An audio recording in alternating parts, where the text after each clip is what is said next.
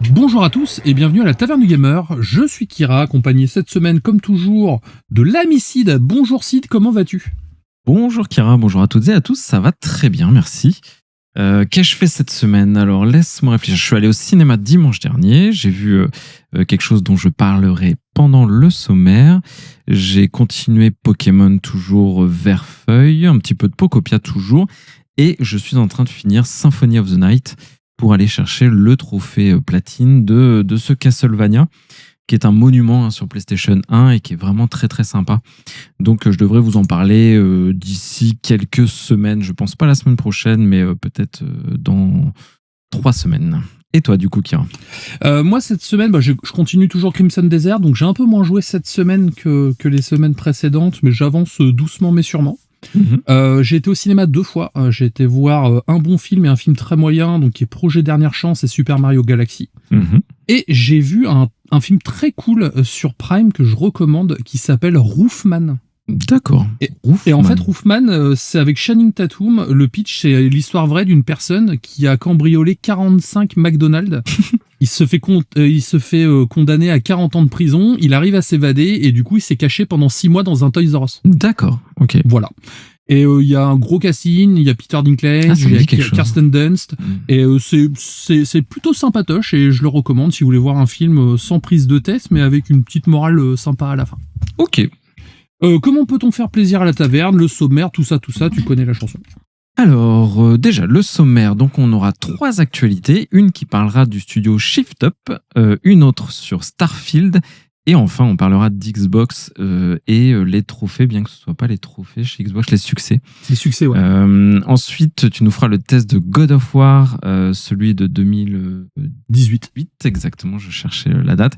Et on finit sur Super Mario Galaxy, le film, en chronique pour ma part. Et comment nous faire plaisir, du coup vous le savez, les 5 étoiles, on en a moins ces derniers temps. On n'en a pas eu la semaine dernière déjà de 5 étoiles. Donc n'hésitez pas avec un petit commentaire, mettre la note qui va bien. C'est le meilleur moyen de soutenir ce podcast qui est entièrement gratuit, on le répète. Mais c'est important de le dire. Et surtout, partagez nos épisodes. Vous avez nos réseaux sociaux, notre site web. Il y a un formulaire dessus qui vous permet d'être cité dans l'émission à coup sûr.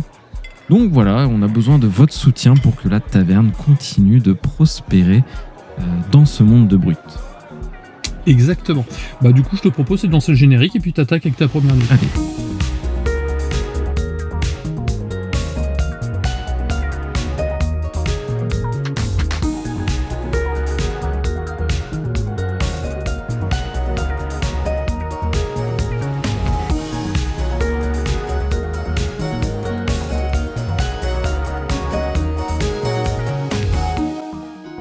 Comme première actualité, c'était l'idée de parler du studio Shift Up qui a racheté un autre studio Unbound. Donc tout ça, on va évidemment l'expliquer parce que ce sont finalement 2 studios qui ont des particularités.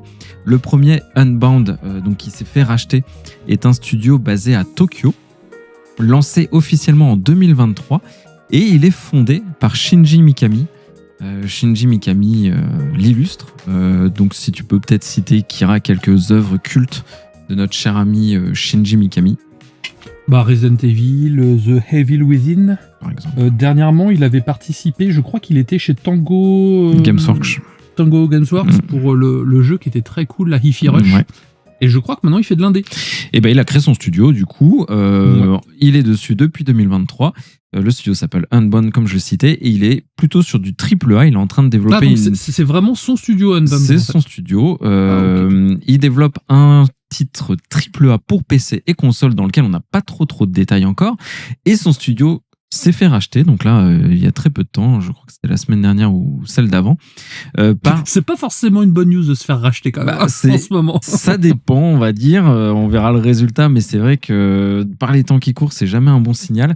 Mais là, il semblerait que ce soit OK d'un point de vue risque, parce que le studio, c'est Shift Up, un studio donc, qui a le vent en poupe énormément et qui a beaucoup d'argent.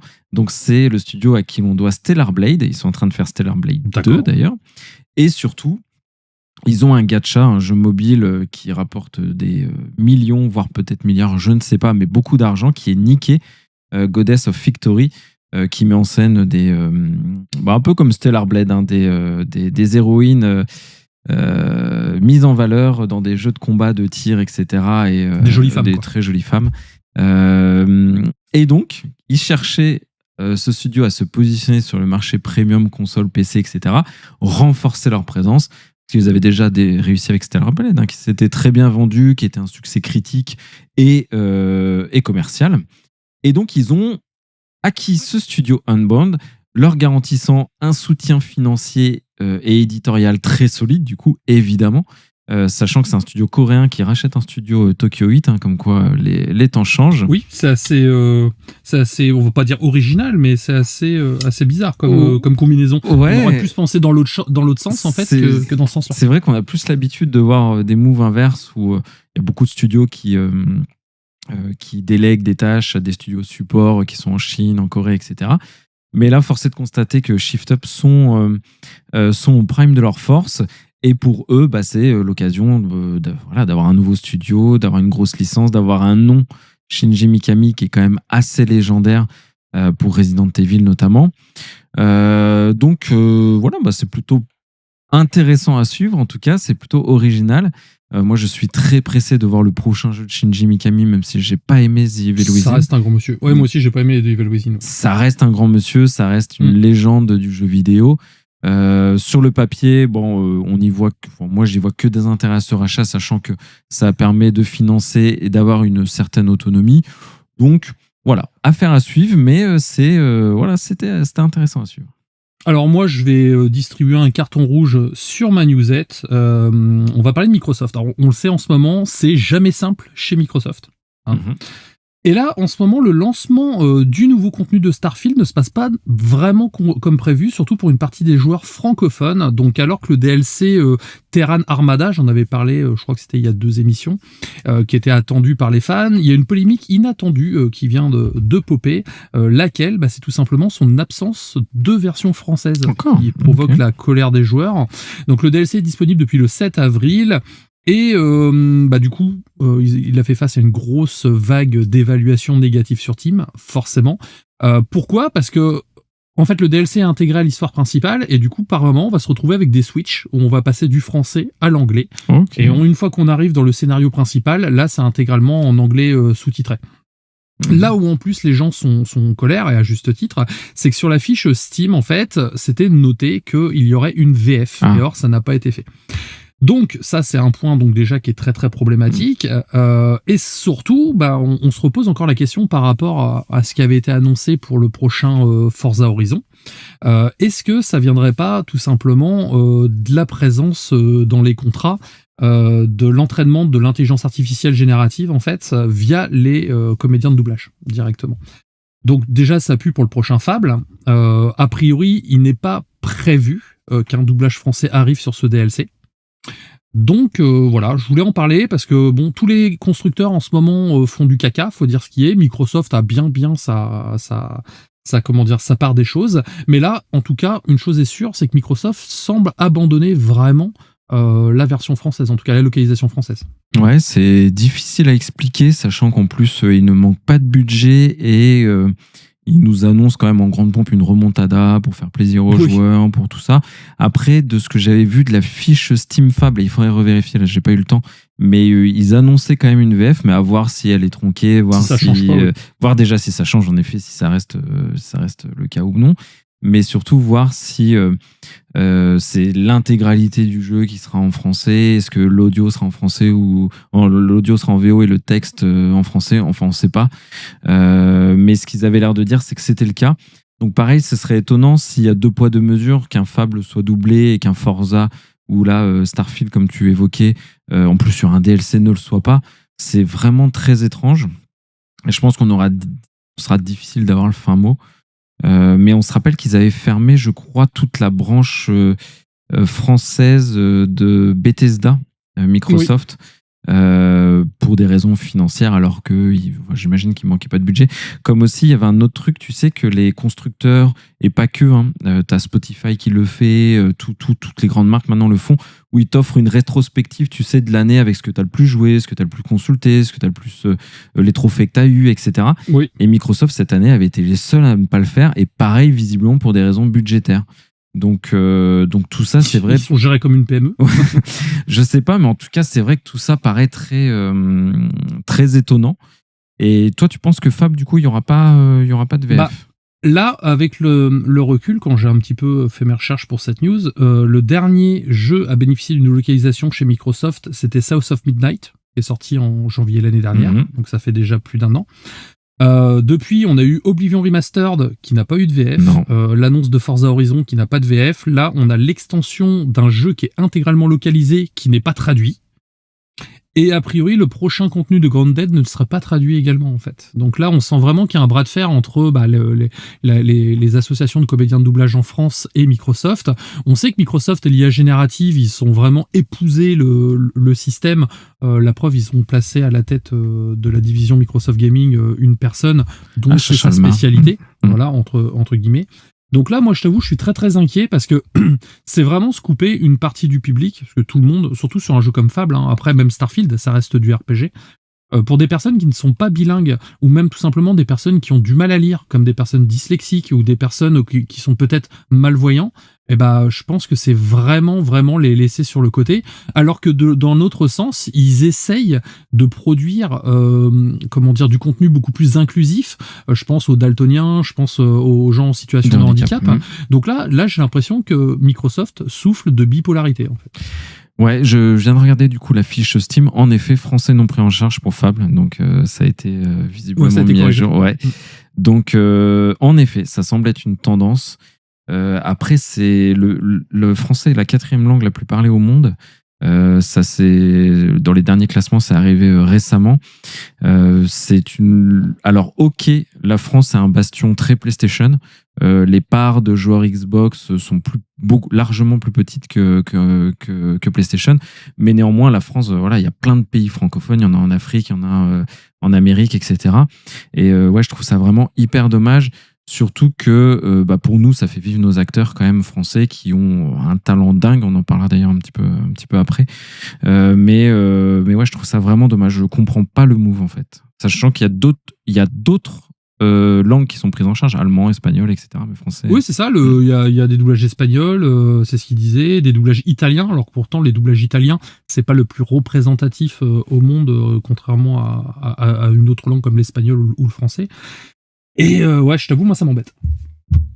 Bon, ça m'empêchera pas, j'avoue, de prendre Forza Horizon 6 que j'attends comme le Messi sur PlayStation 5. On n'a toujours pas la date, je crois, d'ailleurs, de la sortie sur PS5. Mais... théoriquement, c'était mi-mai. Donc, mi-mai, c'est pas Xbox seulement? Ils avaient annoncé une sortie en simultanée. Ok, j'avais pas l'info. Je croyais que c'était en décalé. D'accord, ok. Eh bien, continuons chez Xbox, du coup. On s'était pas concerté. C'était pas concerté, tout à fait. Non, moi, c'est plutôt une bonne nouvelle. Enfin, en tout cas, je suis pas joueur Xbox, du coup, vous le savez. Mais par contre, si j'avais été joueur Xbox, j'aurais été content de cette news. Donc, c'est pour ça que je me suis dit que c'est bien que j'en parle. Je l'aurais traité si j'avais eu la console. Donc, c'est la modernisation du système de succès. Donc, c'est vrai que pour plein de gens, c'est pas intéressant. Enfin, beaucoup de gens s'en fichent, ce que je peux totalement concevoir. Mais moi le premier. Voilà, toi le premier. Néanmoins, la gamification de l'expérience, comme on l'appelle, c'est quelque chose qui a connu un boom. Maintenant, des trophées, on en gagne pour tout un tas de choses. Tu peux même en gagner sur des sites marchands, etc. Enfin, la gamification est au cœur de l'expérience, de l'écosystème. Et même, je me dis, une personne qui s'en fiche des trophées, quand tu as un certain nombre de points ou un gamer tag très élevé, par exemple sur Xbox, parce que tu es un gros joueur, même si tu n'y prêtes pas attention, c'est quand même ennuyeux, je pense, de recommencer à zéro. Donc finalement, c'est une mécanique plus importante qu'on ne le pense, cette gamification. Et moi, d'ailleurs, c'est un des gros griefs que j'ai vis-à-vis de Nintendo, c'est que j'attends ça avec impatience, mais ils ne semblent pas disposés à le faire. Et donc, Xbox, visiblement, Ils ont écouté les joueurs, donc ça c'est Asha Sharma qui le dit, ou que c'est suite à des brainstorming, des retours des joueurs, etc. Ils ont rajouté des nouvelles fonctionnalités à leur système de succès qui vont arriver avec le temps. Pour l'instant, c'est que les Xbox Insiders qui le peuvent, qui testent en avant-première.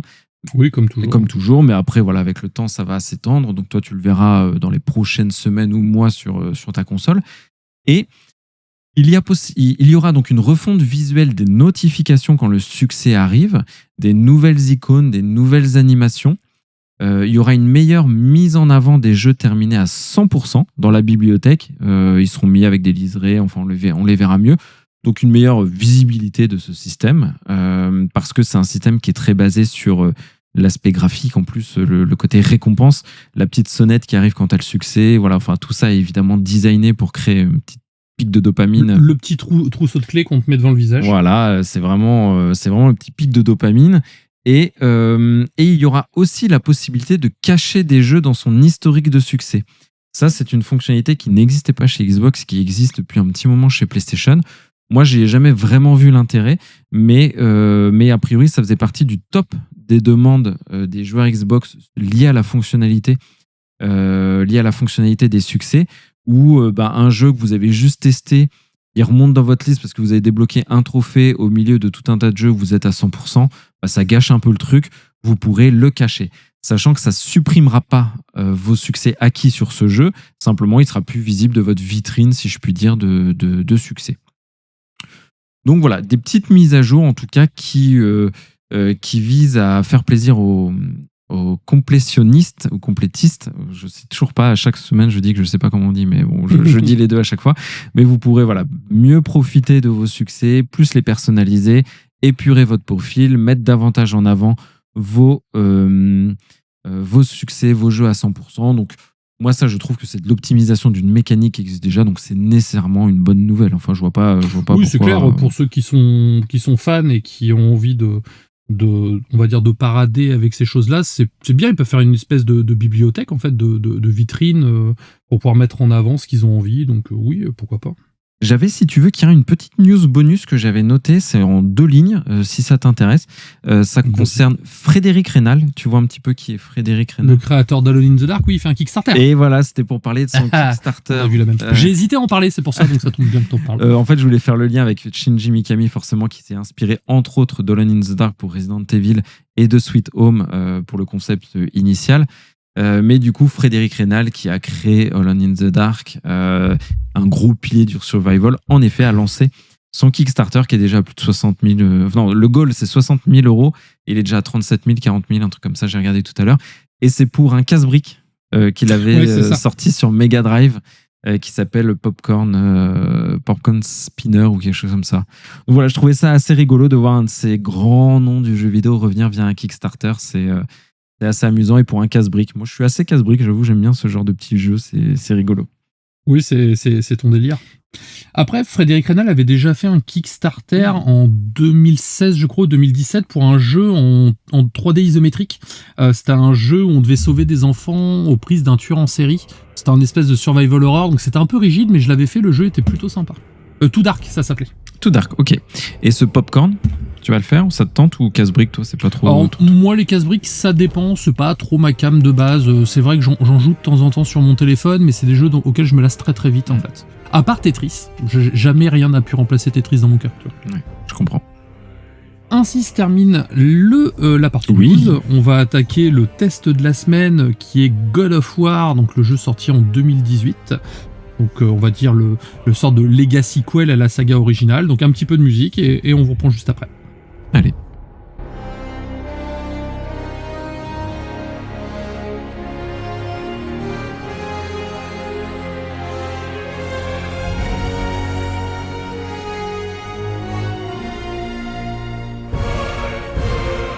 God of War, donc quand je dis God of War, on pense tout de suite à saga culte du jeu vidéo, car pendant longtemps, voilà, la série s'est fait connaître surtout pour son côté spectaculaire. C'était des combats ultra violents, des boss gigantesques, un héros complètement déchaîné qui démonte des dieux grecs. qui les démonte bien sûr au sens bagarre. Ça a été, on va dire, une grande période du jeu vidéo chez Sony via God of War. Et en 2018, Santa Monica Studio décide de prendre un énorme risque. Le studio ne veut pas simplement refaire la même formule. L'idée est de transformer la série et la rendre plus intime et surtout plus narrative. Et c'est comme ça qu'est né ce soft reboot avec une ambition, c'est faire un jeu qui ne se contente pas de continuer la saga, mais plutôt la réinventer complètement tout en proposant l'un des jeux vidéo les plus marquants de sa génération. Ok, oui. Alors pour comprendre ce virage déjà, on va revenir un petit peu en arrière. Donc la première saga God of War, donc j'ai appelé ça la trilogie grecque. Donc la série a commencé en 2005 avec God of War sur PlayStation 2, ça nous rajeunit pas. On découvre que Kratos, un général spartiate, un poil soupolé, au service des dieux de l'Olympe, et à cause des manipulations du dieu Arès, Kratos finit par tuer accidentellement sa femme et sa fille. Pour le punir, les cendres de sa famille se collent à sa peau pour qu'il n'oublie jamais cette douleur. C'est pour ça que d'ailleurs cette apparence est assez blanchâtre quand on le regarde et qu'on l'appelle le fantôme de Sparte. Okay. Donc la toute première trilogie, c'est God of War 2 bien sûr, et God of War 3 qui raconte sa vengeance contre les dieux grecs, mais il y a eu également des spin-offs. Donc il y a 2 spin-offs sur PSP qui sont très cool. Il y a Chain of Olympus et Ghost of Sparta, c'est des préquels à la trilogie. Et on a eu également un autre jeu qui est sorti après God of War 3, qui s'appelle God of War Ascension, qui est sorti sur PS3. C'est un autre préquel également, et c'est sous le prisme de ce jeu-là qu'on se dit quand même que c'est bien que la saga ait pris un virage et ait changé de style, en fait, parce que là, ça avait tendance à se répéter quand même. Donc ces jeux, à l'époque, sont connus pour plusieurs choses. Un gameplay très nerveux avec les fameuses lames du chaos. D'autres armes divines, bien sûr, arrivent petit à petit au gré des combats. Des combats, bien sûr, ultra nerveux. Des énigmes environnementales.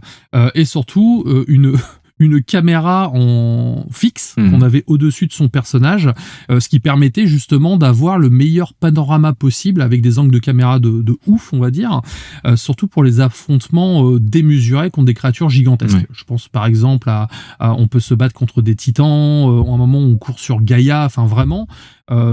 sur cet arc de la mythologie grecque, en fait, on se retrouvait avec quelque chose de très très spectaculaire, ce qui était quand même pas donné à l'époque de la PlayStation 2, ce qu'il faut se dire, parce que la PlayStation 2 c'était une très très bonne console, mais elle était quand même assez limitée techniquement. Cette saga se finit par la destruction du panthéon grec, et c'est à ce moment-là qu'on se dit, bon, l'histoire de Kratos est terminée, en fait, qu'est-ce qu'on pourrait raconter de plus ? Et pourtant, plusieurs années plus tard, donc le studio, Santa Monica, je l'ai dit tout à l'heure, décide de relancer la série, mais cette fois avec une idée très claire, il ne faut surtout pas refaire la même chose que les jeux précédents. Le projet est dirigé par Cory Barlog, qui veut raconter une histoire beaucoup plus humaine, avec comme thématique la paternité, car à ce moment-là, il venait d'être père, et c'était une thématique qui lui était chère, donc comme quoi l'inspiration arrive dans sa vie de tous les jours. C'est beau. Kratos n'est plus seulement un dieu enragé qui détruit tout sur son passage, il est devenu un homme marqué par son passé, et surtout il est devenu père. Autre gros changement, on quitte complètement la mythologie grecque pour se plonger dans la mythologie nordique. C'est ça. Et ça change énormément de choses. Alors déjà, point de vue personnel, je trouve que moi j'ai toujours préféré la mythologie grecque à la mythologie nordique, mais je trouve que la transition c'est plutôt bien faite. Elle est expliquée sans non plus être surexpliquée, donc il y a quand même une part d'imaginaire là-dedans. Et ça c'est plutôt cool, surtout quand on veut reprendre un jeu de zéro. Qu'est-ce que tu en penses ? Ouais, non, je pense que c'est bien. Et en effet, ça change.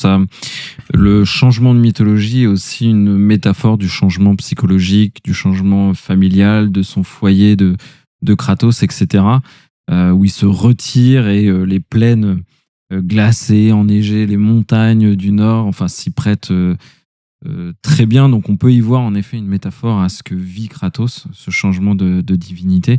Et moi, j'aime beaucoup la mythologie scandinave et c'est un vrai plaisir de voir Thor, de voir Loki, on comprend. Baldur, Odin. Voilà, exactement. Donc c'est vraiment, c'est un changement réussi, je trouve. Bah là-dessus, c'est bien, et en plus on le ressent, c'est dans le changement a lieu également dans son gameplay, donc comme si Kratos était un peu l'étranger du monde dans lequel on était en fait, et on se retrouve avec un gameplay qui a énormément évolué. Dans les anciens jeux, je disais tout à l'heure, la caméra était fixe et très éloignée du personnage, et là ils ont décidé de prendre totalement l'inverse, c'est-à-dire on va avoir une caméra mobile derrière l'épaule de Kratos, donc déjà on est plus proche de l'action. On a également les lames du chaos qui disparaissent un certain temps, donc Kratos va utiliser une nouvelle arme, la hache Léviathan, qu'on peut lancer puis rappeler dans la main, donc ça, le gimmick est super cool, parce que des fois je m'amusais juste à le lancer et à la rappeler, parce que ça me faisait penser au marteau de Thor dans le MCU. Carrément. Donc les combats aussi deviennent plus lourds, plus tactiques, avec un système de blocage et de parade, des ennemis qui vont demander différentes stratégies. Certains peuvent être immunisés à la glace, d'autres au feu, certains vont être plus sensibles à la foudre, etc. On a également un système de compétences à débloquer, comme tout bon Metroidvania, car je trouve que le jeu se rapproche beaucoup d'un Metroidvania. On va commencer dans une zone, certains coins seront inaccessibles, et c'est au gré des pouvoirs qu'on va débloquer qu'on va pouvoir accéder à ces zones-là en fait. Donc ça va impliquer de faire des allers-retours si on veut compléter au maximum le jeu, et ça se ressent surtout, tu sais, quand on affronte les fameuses Valkyries. Oui, quand à partir du moment où on débloque le bateau, moi j'ai eu ce sentiment du Metroidvania, du champ des possibles qui s'ouvre avec les zones bloquées, etc., que tu dois déverrouiller plus tard, et c'est hyper grisant, c'est très bien fait. Dans un jeu de ce calibre, ça fonctionne hyper bien, je trouve. Ça étend la durée de vie, mais pas à l'excès. Donc ouais, c'est des grandes qualités. Et les Valkyries, moi, ça a été un de mes challenges préférés, aller taper la reine des Valkyries, etc. Enfin, c'était vraiment... Elle est un peu vénère, la reine des Valkyries. Ouais, c'est vénère, et on en a pour notre compte si on fait le jeu en difficile et qu'on va chercher toutes les Valkyries. Il faut vraiment appréhender les patterns, comme tu le dis, bien maîtriser toutes les mécaniques de jeu. C'est vraiment très bien fait. Et pareil, pour un triple A de cette envergure, je trouve que là aussi, ça a été finement joué de leur part. Voilà, on se retrouve avec des affrontements du coup qui sont plus physiques, plus immersifs également. On perd un peu du côté grandiose de la première saga God of War, forcément, parce qu'on est vraiment collé à Kratos, mais on sent quand même la force brute du personnage en fait, et surtout des ennemis qu'il va avoir en face. Un autre élément, moi, que j'ai beaucoup aimé dans le jeu, c'est sa mise en scène. Donc, du début à la fin de l'aventure, c'est du plan séquence. Il y a quasiment aucune coupure de caméra. Le jeu est construit de cette manière. Donc, on a la caméra qui va virevolter autour des personnages, qui va flotter. Donc, on suit Kratos et son fils pendant toute l'aventure. Et ça donne quand même l'impression de vivre l'aventure avec eux. De ne pas être eux, mais d'être avec eux, à leur côté, en fait. Et je trouve ça aussi, pour raconter un récit intimiste, c'est vraiment une très très bonne idée. Donc il n'y a pas de fond du noir ni de chant contre chant, on est vraiment sur un délire très cinématographique pour le coup. Je vais quand même faire le synopsis parce que je suis allé un petit peu loin, mais bon, c'est normal. L'histoire commence après la mort de la femme de Kratos, et avant de mourir, elle lui a demandé une dernière chose, disperser ses cendres au sommet de la plus haute montagne des 9 royaumes. Donc on a Kratos qui part en voyage avec son insupportable fils Atreus. Nous avons une aventure à travers la mythologie nordique, donc il y a plein de créatures, des dieux, des révélations bien sûr, et surtout plein de panoramas qui sont grandioses. Si vous aimez les modes photo comme moi, vous allez perdre au moins 10 heures juste à prendre des photos. Que oui. Enfin, ça, c'est un truc magnifique. De fou. Voilà, mais surtout, ce voyage permet à Kratos et à son fils d'apprendre à se connaître et à se comprendre, parce que bon, Kratos n'est pas la personne la plus communicative qui soit, donc forcément, c'est marrant de voir un petit peu comment ce personnage interagit avec un gamin qui parle beaucoup. Oui, et puis on voit une certaine fragilité du coup dans la paternité chez Kratos avec cette famille un peu dysfonctionnelle. Et j'ai aimé comment ils ont appréhendé la paternité dans ce jeu, parce que Kratos, aussi invincible et puissant soit-il, il a une fragilité que tout à chacun peut avoir vis-à-vis de son fils et de la paternité. Ça, je trouve que c'est extrêmement bien traité dans le jeu. Surtout, ce qui m'a beaucoup plu, c'est le changement, parce que dans les anciens jeux, on avait un Kratos qui était quand même une machine de guerre en furie non-stop, très énervé. Et là, dans cet épisode, il est quand même silencieux, très introspectif. Voilà, il est posé, il essaye surtout, il essaye de ne pas faire de vagues. Ça, c'est une première chose. Il cache à son fils son passé et tout ce qu'il a fait. En fait, il veut devenir un homme meilleur, même s'il sait que tout ce qu'il a fait derrière aura des répercussions et que certaines choses sont impardonnables. Et même si sa violence fait toujours partie de lui, je trouve qu'ils l'ont enfoui d'une certaine manière pour le rendre plus humain. Et ça, c'est quelque chose qui m'a énormément plu dans cet épisode. On va parler un peu d'Atreus. Donc Atreus, c'est le personnage central du jeu, on peut dire. Même si on joue Kratos, le personnage central, c'est sa quête initiatique, c'est la quête initiatique d'Atreus qu'on va suivre, mais qu'on va suivre via le regard de Kratos. Donc Atreus, c'est qui ? Donc c'est un enfant qui est curieux, insolent, qui parle tout le temps. C'est un peu l'âne dans Shrek. Hein. Il passe son temps à parler. Parfois, il est assez pédant et assez hautain. Et leur relation au début est très froide. Et au fil de l'aventure, bien sûr, elle va évoluer. Ça va évoluer énormément. Et au final, ça va rendre ce personnage attachant, même si c'est assez compliqué. Là où j'ai un grief sur le personnage d'Atreus, c'est qu'il backset énormément. C'est très compliqué d'avoir des énigmes qui durent dans le temps, parce qu'il va toujours nous spoiler où il faut aller, et ça c'est quelque chose qui m'a agacé tout au long de mon aventure. Le backseat, c'est ça en fait, c'est quand on reste bloqué longtemps sur une énigme, le jeu au travers des interactions entre les personnages va nous aider, nous donner des petites indications. T'as vu le mur là-bas, machin et tout. Après ça m'avait pas trop choqué pour ce jeu-là, pourtant j'aime vraiment pas ça le backseat. Mais c'est vrai que quand tu traverses une caverne et que ton coéquipier te dit tiens regarde là-bas, enfin tu vois, j'ai trouvé c'était plutôt quand même bien fait, mais je peux comprendre par contre que ça gêne. D'ailleurs, je sais même pas si c'est désactivable, ça, le backseat. Dans plein de jeux, ça l'est maintenant. A priori, dans le prochain, c'est désactivable. Ouais. Je vais commencer God of War Ragnarok dans pas longtemps. Donc, c'est pour ça que je vous ferai le test dans l'année, pour pouvoir suivre un petit peu cette sortie. Et là, on peut pas désactiver le backseat. Okay. Et j'ai trouvé que c'était trop rapide. C'est-à-dire, des fois, ça mettait 10 secondes à me dire, voilà. Et même quand Atreus n'est pas là, c'est Mimir. Oui. Je me rappelle plus de Mimir, d'ailleurs, sur le backseat. Qui s'en charge. Ouais. Et c'était vraiment insupportable. Enfin, en tout cas, moi, dans ma partie, c'était un des gros points forts. Un des gros points faibles, du moins. On avait compris. Ouais, lapsus. Ce que j'ai bien aimé aussi, c'est le miroir qu'il y a avec le premier God of War, donc j'en avais déjà parlé. Je trouve que le parallèle est intéressant avec les débuts de la saga.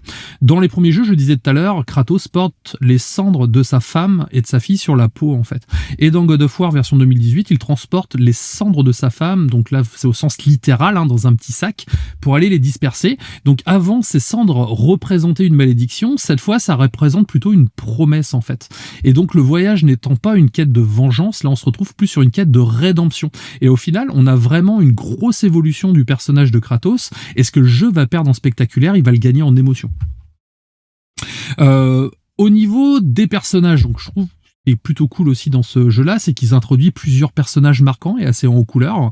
Moi, j'aime bien les deux forgerons, Brock et Sindri, ces deux forgerons nains qui peuvent pas se blairer au début, mais en fait, ils s'aiment, ils osent juste pas se le dire, c'est des frères. Et je trouve que ça apporte pas mal d'humour et ils sont au final très attachants. C'est vrai. J'aime beaucoup le personnage de Freya, qui est un personnage qui est mystérieux, qui est très important pour l'histoire, qui est très bien écrit, qui est très bien modélisé aussi, faut dire ce qui est. Et c'est un des personnages qui m'a le plus touché, et je trouve que la conclusion de son arc dans ce jeu, en fait, m'a quand même un peu déchiré le cœur. Tu vois ce que je veux dire. Et bien sûr, l'antagoniste principal, donc c'est Baldur. Baldur, physiquement, il ressemble à un punk à chien biberonné à la 8-6 qu'on trouve au bord des gares. Donc c'est un personnage avec un skin très particulier. Par contre, pour la psyché, c'est un dieu qui est incapable de ressentir la douleur. Et ça en fait un adversaire à la fois dangereux et surtout tragique. Et les deux scènes principale de bagarre qu'on a face à Baldur, je trouve que c'est deux scènes les plus efficaces de baston du gaming. On sent vraiment la puissance. La scène au début où il arrive, tu sais, devant la maison de Kratos et qu'on se bat contre ce gars-là, on sent vraiment que le gars il vient pas pour enfiler des perles. On a vraiment cette sensation de puissance et de violence. Tu en parlais tout à l'heure, le passage nordique est superbe, il y a énormément de paysages différents, on respecte bien la mythologie avec le nom des royaumes, avec les personnages. Alors ce qui est bien, c'est que dans celui-ci, on va pas voir Odin, on va pas voir Thor, ils vont juste être mentionnés, mais je trouve que ça les rend d'autant plus divins, en fait. On a l'impression que c'est une menace qui pèse sur les épaules de Kratos tout du long, et je me doute que quand ça va arriver, ça va faire mal.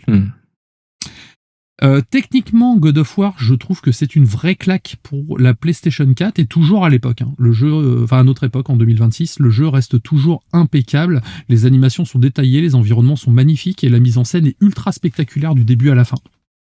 Pareil, j'ai beaucoup aimé la bande originale qui a été composée par Bear McCreary. Je trouve que ça renforce vraiment l'émotion du jeu, car elle n'est pas... dans les premiers God of War, en fait, la bande-annonce, enfin pas la bande-annonce, la bande-son était très très très forte, en fait, et souvent prenait le pas sur ce qu'on voyait à l'écran. Là, c'est l'inverse. Elle est là, mais elle est là en fond en fait, et c'est les images qui sont davantage mises en avant. Donc c'est encore une fois, on a ce côté dualité entre l'ancien Kratos et le nouveau Kratos. Je vais conclure, donc au final God of War c'est bien plus qu'une simple suite, c'est une vraie renaissance pour la saga, une bonne porte d'entrée. Néanmoins, commencer God of War par celui-ci enlève quand même un petit...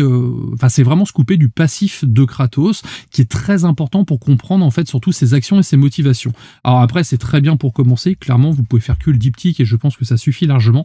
Après il y a suffisamment d'éléments, d'easter eggs, de petits clins d'œil. Alors c'est pas des gros clins d'œil genre je te tape sur l'épaule et regarde t'es content tu vois ça, non, c'est toujours des choses très très discrètes, mais ça permet aussi de se sentir plus investi en fait dans les tourments que garde Kratos au fond de lui. À côté de ça, on a un gameplay qui est efficace, une narration qui est beaucoup plus mature et la relation entre Kratos et Atreus qui apporte une dimension vraiment plus émotionnelle qu'on n'a jamais vue avant dans la série. Et je trouve que Santa Monica Studio a pris un risque énorme en changeant autant la formule, mais à mes yeux, le pari est totalement réussi. Personnellement, je me suis complètement laissé emporter par cette aventure et par ce nouvel univers. Je trouve que le jeu réussit à respecter l'héritage de la saga tout en la réinventant. Et ça, c'est un gros point positif où toutes les suites actuelles sont plus des 1.5 que de vrais 2, si tu vois ce que je veux dire.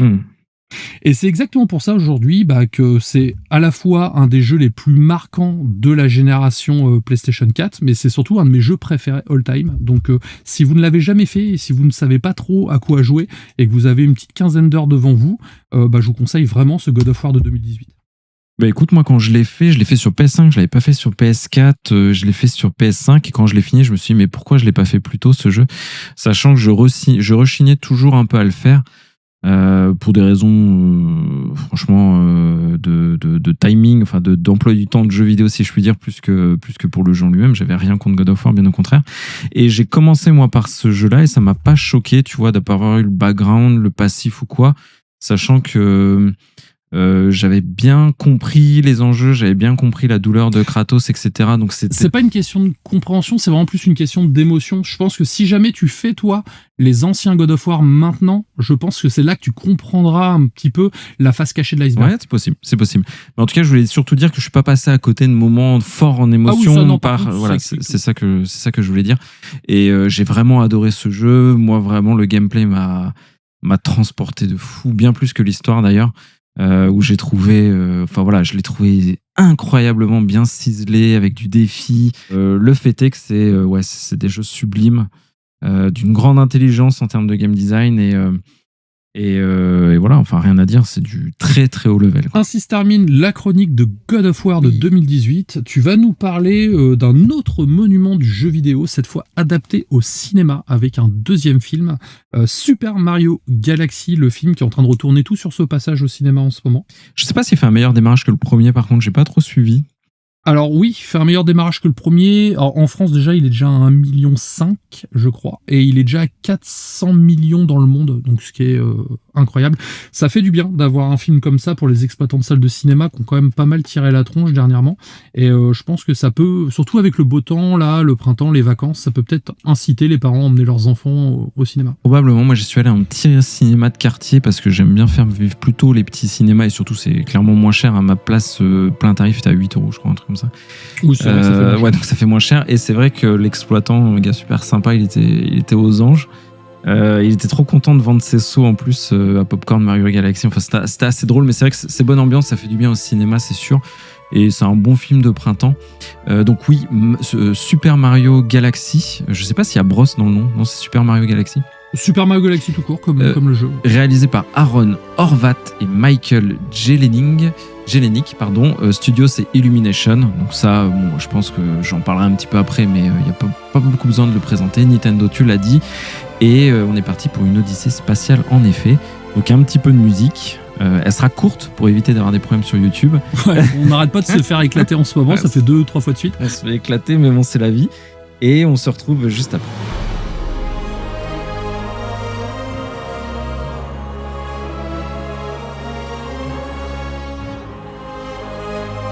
Donc commençons par la création, la genèse, un petit peu tout ça. Et la French Touch, parce que finalement, Illumination, le studio, l'animation est surtout basée à Paris, du coup, avec Illumination MacGuff, donc Cocorico, pour l'animation. Et on le dit souvent, Kira, mais on a un terreau très fertile en France de créatifs sur l'animation, sur les productions, même le jeu vidéo, on le voit. Enfin, même pour l'apprentissage les écoles, les studios Gobelins, oui. les écoles Gobelins, ouais, c'est ça. Où beaucoup de grands talents de l'animation ont suivi leur cursus là-bas. Donc c'est vrai que la France commence à être très réputée dans le domaine. Et donc l'intention derrière ce film, donc c'est la suite du premier qui était sorti en quelle année, Kira ? Il y a 2 ans, parce qu'il y a eu que 2 ans de développement entre les deux, ce qui est très très très court pour faire un film de ce calibre. De ce calibre. Et ce qui est... Donc oui, pardon, vas-y. Ouais, c'est ça, c'est il y a 2 ans, donc c'était 2024. Je crois que c'était avant le phénomène Barbenheimer, je crois que c'était la même année. Ce qui est assez drôle, c'est que j'ai regardé ma chronique que j'avais fait sur Super Mario Bros 1, c'était à l'épisode 23, je crois 23 ou 24, je l'ai lu tout à l'heure. Et je me rappelais plus ce que j'avais dit sur le premier jeu et ça m'a fait du bien. T'étais mitigé un petit peu. Ouais, j'étais mitigé, un peu comme celui-ci. Et je me souviens des défauts que j'avais dit sur le premier, qui sont un petit peu différents dans celui-ci, enfin on le dira. Et Shigeru Miyamoto, évidemment, qui a suivi toute la production du film, lui disait ce qu'il voulait, son intention derrière ce film, il l'avait dit au Nintendo Direct. C'était vendre encore plus de goodies. Alors c'est vendre, évidemment. Ça, je pense que c'est une entreprise, c'est normal. C'est le propre de tout film. Mais nous voulions que le spectateur ressente le vertige de la découverte, pas seulement de la reconnaissance visuelle. Donc il disait que il voulait faire prévaloir la découverte de l'univers qu'aux easter eggs, etc. Ok, donc ça, c'est pas réussi, du coup, on est d'accord? Franchement, ça dépend. Moi, j'ai pas fait Super Mario Galaxy, donc je t'avoue que j'en ai vu aucun. Mais ouais, il s'éloigne vachement du jeu. Ah ouais. Mais...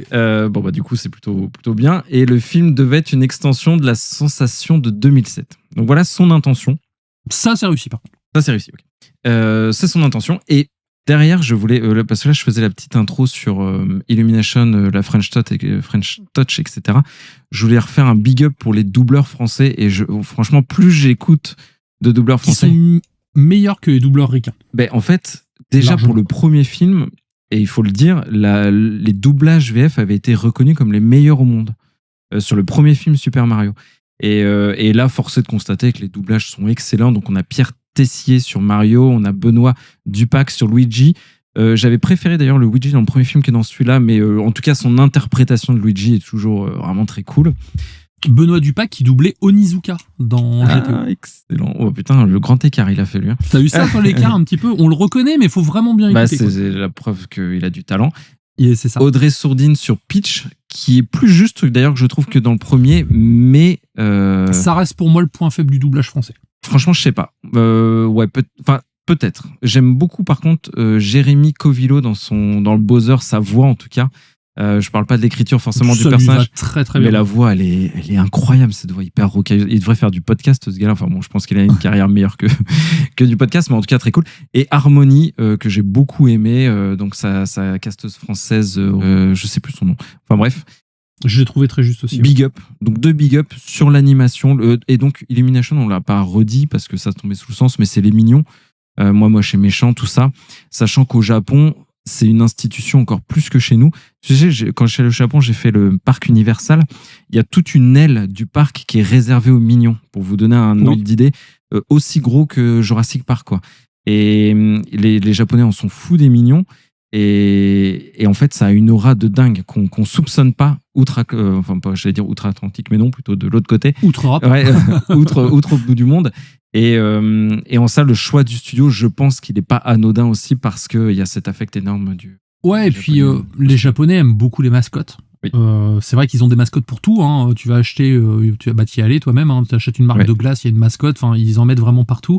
Et les mignons, c'est vraiment la mascotte la plus représentative, voilà, de Illumination et de toute leur production. Et d'ailleurs, je fais un petit parallèle, mais j'ai l'impression que dans le premier Super Mario et celui-ci aussi dans Galaxy avec les étoiles, ils essayent de recréer, tu sais, des petites mascottes avec l'ADN de Nintendo. Tu vois. Les étoiles, on retrouve un peu l'effet mignon avec les petites étoiles. Donc on sent que ça, c'est clairement fait pour plaire au public japonais. Et d'ailleurs, ma chronique, je l'avais nommé, je l'ai pas dit, le film à mascotte. Tu vois, et tu disais que les Japonais étaient très mascottes, mais c'est vrai, et c'est le pays du goodies aussi. Tout est matière à goodies au supermarché. Donc imaginez votre Monoprix de quartier ou votre Intermarché. il y a des mascottes, en fait. Il y a des goodies, il y a toujours des trucs comme ça à acheter. Et c'est vrai qu'ils ont beaucoup cette culture. Et ça se ressent évidemment dans ce genre de production. Si je peux citer encore quelqu'un, c'est Yoshiaki Koizumi, le producteur délégué, qui disait « L'enjeu est de rendre l'espace organique. Les lumas ne sont pas des objets, ce sont des particules d'émotion pure. » La première partie, je suis moins d'accord. La deuxième, oui, je trouve que les lumas, c'est les fameuses petites étoiles. Ouais. Elles sont géniales. Moi, je les aime beaucoup. J'ai trouvé que c'était un peu le vent frais du film, moi. Ouais, ça donnait un petit côté très attendrissant et drôle. Ouais. Sur l'aspect espace organique, là, je suis un peu moins d'accord, mais je le décrirai plus tard. Le pitch. Donc, est-ce que tu veux faire le pitch, Kira, peut-être, vu que tu as vu le film ou... Le pitch, ça va être rapide. La princesse Harmony a des problèmes. Elle a entendu parler de la légende de la princesse Peach et décide d'aller la chercher parce que Bowser Jr. a décidé de faire le bazar. Et donc, en allant chercher la princesse Peach, au passage, il récupère Mario et Luigi pour sauver la galaxie. Voilà. Tu l'as très bien résumé. Je pense que j'ai pas grand chose d'autre à rajouter. Je lis mes notes, mais non, voilà, il y a Bowser qui est un peu sur le côté, qui est un petit élément, pareil, dans les thématiques. C'est un élément comique. Un élément comique, début comique, fin, j'ai trouvé qu'il y avait quand même le rapport à la paternité, comme t'en parlais tout à l'heure, mais évidemment pas avec la dimension d'un jeu comme God of War, mais en tout cas où c'était rigolo de voir Bowser se poser la question de est-ce que j'ai bien éduqué mon fils ou pas, sachant que non, la réponse elle est claire. Oui. Bowser Jr. c'est vraiment l'enfant terrible.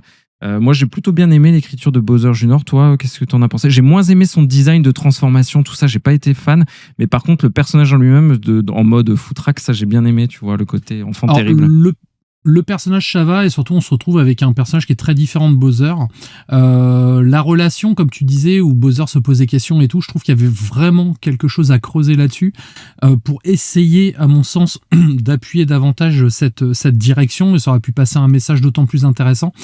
Et c'est trop survolé au profit des scènes d'action, mais je pense que tu en parleras tout à l'heure. Et ça, c'est dommage. Après, le film a eu que 2 ans de développement, et je pense que, notamment sur son rythme, ça se ressent, en fait, il y a quelques stigmates là-dessus. Tout à fait. Donc ça, en effet, j'en parle un petit peu après. Donc sur les thématiques, il y a ce côté parentalité qui, en effet, aurait mérité d'être davantage développé, mais j'ai bien aimé quand même le côté introspection qu'a eu Bowser à la fin et tout. Enfin, j'ai trouvé ça pas mal. Ça c'est bien. C'était une bonne intention, en tout cas. Et aussi Harmony, qui est pour moi le perso le plus réussi du jeu, j'allais dire, mais non du film. La Reine des Neiges version Mario. mais complètement. En même temps, après, elle s'y prête. C'est son design. C'est son design. Et de 2007, donc du coup, j'imagine avant la Reine des Neiges de fait. Ouais, la Reine des Neiges, c'est 2009, je crois. Tu vois. Ça va être un petit peu avant. Et Harmony qui, sans spoiler le film, a des grosses responsabilités parce qu'elle doit veiller sur les lumas, justement, avec un côté très maternel. Et ce devoir qui lui incombe est accompagné d'une certaine solitude où elle est séparée de certaines autres personnes, etc., sans dévoiler l'intrigue. Et ce sous-texte était intéressant, mais là aussi, je nuancerais en disant que ça aurait pu être davantage approfondi en accordant à Harmony des vrais moments où elle se pose et elle est un peu triste, ou tu vois, enfin, j'aurais aimé qu'il... Après, j'aime pas trop les trucs larmoyants et tout, mais qu'ils insistent un peu plus là-dessus, parce que je trouvais le sous-texte assez intéressant dans l'écriture du personnage. Et bah, tu l'as très bien dit, en fait. Pour moi, le fond du problème du film, c'est que tu t'aurais aimé que Harmony se pose, ou le film se pose, et en fait, le film ne se pose jamais. Et moi, c'est ça qui m'a embêté, c'est quand j'ai regardé ce film, j'avais vraiment l'impression de regarder, tu sais, un feed TikTok ou Instagram où j'enchaînais les scènes, en fait, les scènes comme ça, sans réel fil conducteur, et en fait, le film ne te laisse pas souffler. Et je trouve que c'est dommage, parce que même si c'est un film qui est destiné aux plus jeunes, faut pas se leurrer, bien qu'il y a notre génération à nous, forcément, on y allait direct, oui. Je trouve que un bon film a besoin de souffler par moment pour te transmettre ses messages. Parce que du coup, on passe tellement d'une scène à l'autre qu'en fait ça désamorce tout. Et en effet, le personnage d'Harmony est un très bon personnage et mériterait d'avoir cette aura supplémentaire, et au final, bon, elle s'en sort mieux que les autres personnages du film, mais ça reste très très light en fait, au profit justement de l'action et du fanservice. Yoshi, j'ai beaucoup aimé. Il m'a fait beaucoup rire. Moi, moi, je voudrais en adopter un, mais je vais pas trop. Moi, c'est celui qui m'a fait rire. En plus, ils l'ont mis en bonne monture, etc. Donc, c'est pas mal. Ils ont conservé aussi, je trouve, la romance avec Mario, et ça, de nos jours, je trouve que c'est pas mal. Ça fait du bien de voir ce genre de romance totalement assumé dans les productions du genre. Et Fox McCloud, c'est pas un spoil, hein, c'est l'affiche du film, donc voilà, désolé.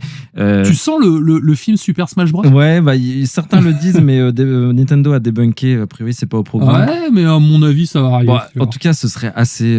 après, ils vont péter le milliard, c'est obligé. Je sais pas quel genre de... Ouais, faut voir. Mais en tout cas, moi, je l'ai trouvé très cool, j'étais content de le voir. Je m'attendais absolument pas avant que ça leak... encore une fois, c'est dommage que c'est leak. C'est pour ça que je dis leak, mais c'est même pas un leak, parce que ça fait partie de la communication officielle, où il y a Fox McCloud et donc de Star Fox McCloud, qui est le renard intergalactique, là, le pilote de chasse, qui fait partie des licences Nintendo, du jeu spatial, etc. Donc là, c'est son job. Il doit les transporter d'un point A à un point B dans son vaisseau, le même vaisseau que le jeu. Donc tout ça, je trouve ça très cool. Qui aurait pu s'attendre à ce que le retour de ce personnage iconique se fasse dans le film et pas dans un jeu? Après, peut-être, faut pas se leurrer qu'un jeu arrivera sur Fox McCloud, mais j'espère. Ça fait son petit effet. Je trouve que ça fait son petit effet. C'est un bon perso. Il a un côté un peu gardien de la galaxie, je trouve, que j'aime bien et tout. Enfin, c'est un bon perso. Je parle pas forcément que du film, mais en règle générale, j'aime bien ce personnage dans l'univers de Nintendo et je serais content de le voir revenir. Et en termes d'analyse, je vais avoir trois parties. 1, 2, 3, oui, c'est ça. La première, le film mascotte. Donc ça, c'est ce qu'on évoquait un petit peu au début, mais c'est vraiment le film aujourd'hui, l'importance du cinéma pour Nintendo, c'est un vecteur de marque. C'est en effet pour vendre des pluches. C'est en effet pour vendre, c'est du merchandising, mais c'est un produit de transmédia comme un autre. Ouais, mais il pourrait essayer d'être un peu plus discret, tu vois. Il y a le film Lego, la grande aventure qui est sorti. C'est une pub Lego de 2 heures, faut pas se leurrer, t'as tous les sets Lego ou quoi, mais je trouve que les réalisateurs ont réussi l'impossible. Ça a transformé cette grosse publicité cinématographique avec un film avec un vrai message, en fait, et surtout une vraie, c'est un film qui est pas con, si tu veux. Et là, je pense que Super Mario Galaxy, tout autant mercantile qu'il soit, aurait pu être sublimé s'il leur avait laissé peut-être 1 an ou 2 ans de plus pour justement travailler leur scénario pour en faire quelque chose d'inoubliable. Parce que là, on passe pas un mauvais moment en soi, hein, c'est sûr, hein. Ça fait le café, c'est-à-dire on va nous enchaîner de fanservice et de scènes d'action et de passages rigolos. Il y a tout un passage en jeu vidéo à la fin qui rappelle le vieux jeu Super Mario et tout, que j'ai trouvé très cool. Donc il y a plein de bonnes idées et tout, mais au final, ce film ne restera pas, à mon sens, dans les mémoires parce que c'est beau. Mais un beau film ne fait pas forcément un bon film. Et il manque quelque chose. Je trouve qu'il manque ce petit supplément d'âme qui fait qu'on peut en faire un chef-d'œuvre de l'animation, en fait. Ouais, je suis plutôt d'accord. Donc film mascotte, c'est ce que je disais, où on est en effet une extension, un vecteur de la marque, on étend vraiment l'univers de Nintendo. Là où j'allais, donc ça peut être un point fort comme un point négatif. Tu l'as évoqué plus sur l'aspect négatif. Moi, je trouve simplement que, par exemple, j'aime les films Sonic, mais je trouve que c'est mieux fait que dans les films Sonic parce qu'ils nous ont pas rajouté des scènes un peu cringe, tu vois, avec les humains et tout. Enfin, en même temps, on est sur en fait, le film Sonic, c'est le fait que ça se passe entre les deux mondes. Si ça a été full film image de synthèse, je pense, comme Super Mario, je pense que le film Sonic aurait peut-être eu une aura aussi supérieure. En ça, je trouve que c'est un film mascotte mieux réussi que les films Sonic. Malgré tout, si tous les films mascottes pouvaient être comme ça, hein, on mangerait bien, en tout cas avec les jeux vidéo. Malgré tout, j'aime bien, encore une fois, les films Sonic, c'est le genre de petit péché mignon, parce que c'est vrai qu'il y a quand même beaucoup de choses qui me saoulent un peu dans les jeux, dans les films Sonic. Mais en tout cas, voilà. Le doublage de Malik Bentala. Il faut vraiment se dire qu'on est sur un film qui a cette vocation à étendre la marque, à la marteler. Il y a un point d'orgue qui, moi, m'a vraiment sublimé. C'est au-delà de l'animation, on l'a dit, c'est très beau, mais la musique, franchement, moi, elle m'a vraiment transporté bien plus que dans le premier jeu. Donc c'est Brian Tyler qui est aux commandes avec Mohito Yokota qui est à la supervision, et il a réinterprété les thèmes de 2007, mais avec je trouve, il a réussi, et c'est pas évident toujours, de porter de la musique de jeux vidéo en cinéma en leur donnant une ampleur cinématographique. Et j'ai trouvé ça plus de symphonie, plus de symphonie, plus de cuivre avec Bowser, la harpe, etc. C'est bien fait, ça accompagne très bien les vols spatiaux. Je trouve que la musique, c'est presque l'élément qui m'a le plus plu avec les doublages, comme je disais tout à l'heure. Mais ça, c'est un élément vraiment fort qui m'a vraiment beaucoup séduit. Et enfin, mon troisième bloc d'analyse, mais on l'a un petit peu martelé tout au long, c'est le rythme. Donc j'ai trouvé le rythme trop soutenu, comme dans le premier. Mais par contre, un peu plus, je trouve. Et moi, tu vois, franchement, je suis un peu mi-figue, mi-raisin sur ce sujet-là, parce que je trouve qu'en effet, donc, sur le constat, on est pareil, c'est trop soutenu, trop rythmé. Ça donne un côté un peu foutraque. C'est vraiment ça que j'ai noté dans mes notes. Et j'aime pas, j'aime bien en effet que les films respirent, etc. Après TikTok, ça, j'avais déjà vu cette remarque tourner. Bon, j'ai pas trop d'avis par rapport à ça, mais en tout cas, le rythme est bien trop soutenu. Et pourtant, j'ai trouvé ça un petit peu plus fluide que dans le premier, étonnamment, où on voyait moins les cuts, moins les transitions hasardeuses, etc. Mais je pense que c'est aussi porté par l'univers, tu sais, de Galaxy, où c'est le concept même de passer d'un univers à l'autre. C'est ça. Donc je pense que c'est ça. Le premier, en fait, moi, ce qui m'avait, dans le rythme, en fait, ce qui m'avait un petit peu tabassé, on va dire, c'était le passage Mario Kart, tu vois. J'ai trouvé ce passage très très long. Tu sais, avant, t'as le combat avec Donkey Kong, après, t'as toute la scène Mario Kart, et je trouve que ça donnait quand même un sacré ventre mou au film avant que ça reparte, en fait. Que sur celui-ci, t'as pas ce ventre mou. C'est vraiment du début à la fin, ça t'enchaîne. Donc le rythme est mieux, oui, il est juste plus soutenu. En fait, ouais, il est plus soutenu, trop soutenu, mais j'ai trouvé que c'était un peu plus fluide. Voilà, c'est simplement ça que je disais. Et par contre, moi, ce que j'aime bien, c'est que ça fait un film quand même qui est un peu plus ramassé. Du coup, 1h39, ça me va bien. Moi, tu sais que j'aime pas trop. Ouais. Faut pas plus, hein. Clairement, pour ce genre de film, là, t'imagines. Donc, en conclusion, donc oui, j'ai tout balayé. On a tout dit. Ma conclusion, c'est qu'en effet, tu l'as dit, on passe pas un mauvais moment. J'ai même passé un bon moment. On a rigolé, la salle rigolait et tout. Enfin, je trouve que cette effervescence fait du bien, quoi qu'il arrive. Fait du bien aux salles de cinéma, tu l'as dit. Surtout en ce moment. Voilà, fait du bien. Avec tout ce qui se passe et ce climat anxiogène, se marrer au cinéma, c'est pas plus mal. Exactement. Dans le contexte actuel, c'est des moments qui sont, quoi qu'il arrive, assez précieux. Le film aurait pu faire mieux sur tout un tas de points qu'on a évoqués. Moi, je retrouve, comme j'ai dit, j'ai un coup d'éclat qui est la musique, et deux très belles forces qui sont l'animation et notre cast français qui font encore donner de la force à nos acteurs. Et pour le reste... Surtout en ce moment, ils en ont besoin. Ouais. Avec l'IA, avec tout ça. Et pour le reste, rythme trop soutenu, enfin voilà, tout ce qu'on s'est dit. Ce qui fait un ensemble un peu hétérogène en qualité, un peu... je sais pas pourquoi j'ai envie de dire foutraque à chaque fois, mais je pense que ça colle bien avec cet enfant terrible. En fait, ça colle bien parce que ça peut être foutraque, mais pas dans le genre péjoratif. Moi, j'aime beaucoup les films 21 et 22 Jump Street, c'est foutraque au possible, mais le rythme, en fait, fait que, en fait, on arrive quand même à se marrer, à prendre du plaisir. Tu sais, ça met toujours la barre plus haute, plus haute, plus haute, plus haute à chaque fois. Et en fait, on a un peu ce côté-là dans Mario Galaxy, donc c'est pas aussi fluide et aussi bien pensé, on va dire, que des films vraiment excessivement bien montés, mais à partir de là, le film t'en donne pour ton argent, c'est-à-dire tu t'ennuies pas pendant 1h30, même si par moment tu décroches, tu t'ennuies pas pendant 1h30, et surtout en fait ce foutoir généralisé permet aussi de te maintenir éveillé, mine de rien. C'est vrai qu'on en parle souvent, il y a une génération actuelle qui aime beaucoup regarder des films et regarder le téléphone en même temps, et ben je pense que pour cette génération-là, ils seront pris devant sans avoir de distraction à droite à gauche. Donc on peut résumer en un film agréable, léger, où on s'amuse, mais foutraque. Voilà, moi j'ai trouvé ça moyen, c'est beau. C'est beau, j'ai rigolé à de nombreux moments, j'ai reconnu des très bons clins d'œil, j'ai trouvé ça très moyen, c'est pas un film que j'achèterais, c'est pas un film que je reverrais, je pense, mais j'ai pas non plus passé un mauvais moment en fait.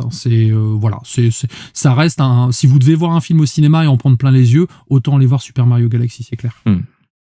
Ainsi se termine ta chronique de Super Mario Galaxy. Est-ce que tu as des big up? On a un petit peu de temps là, tu vois, donc du coup, on va pouvoir se lâcher. J'ai un 5 étoiles qui date du 1er avril et c'est pas un poisson d'avril, c'est témoin.fr qui dit super ambiance, continuez comme ça. Donc, très Merci gentil. Beaucoup. Il y a Kevos sur le formulaire du site web qui nous écoute religieusement tous les lundis matins en allant au travail et tu n'es pas le seul. Merci beaucoup, Kevos. Quelle est la porte d'entrée des Yakuza, Kira, qui te demande? Alors, là, actuellement, on a eu un très très bon remake de Yakuza 0. Donc, si je peux te donner un conseil, commence par Yakuza 0, qui est pour moi le meilleur Yakuza. Et surtout, on reprend vraiment l'histoire au début, quand Kiryu est tout jeuneau. Et après, tu enchaînes sur Kiwami 1, 2 et 3, et déjà, tu as largement de quoi faire. Si en revanche, tu veux pas non plus investir trop, parce que les jeux sont encore chers, et que tu aimes les RPG au tour par tour, tu peux très bien commencer par Yakuza Like a Dragon, qui est Yakuza 7, qui est très très bien comme porte d'entrée. C'était beaucoup de points d'entrée pour les Yakuza, pour beaucoup de Voilà, c'est ça. Et surtout qui ne nécessite pas d'avoir une grosse culture Yakuza, du moins sur cet épisode, même si ça change un peu sur le 8. Après, si tu veux un délire similaire qui se passe dans l'univers de Yakuza, mais qui n'est pas Yakuza, il y a les deux Judgment qui sont très cool, où là on joue un détective privé. Et pareil, c'est une bonne entrée dans l'univers des Yakuza. Mais en tout cas, je t'envie, parce que découvrir Yakuza à notre époque, c'est vraiment la meilleure période, parce que il y a des sous-titres, les jeux sont beaucoup plus adaptés, c'est plus jouable, et puis surtout, ça te fait des heures et des heures et des heures de jeu, quoi. Cloaca, qui apprécie nos émissions en mode discussion coin du feu. Julien, qui nous a mis donc là, je suis sur les commentaires Spotify, parce que vous pouvez le faire aussi. Il nous a demandé d'augmenter un peu le volume de nos voix, ce que je vais faire.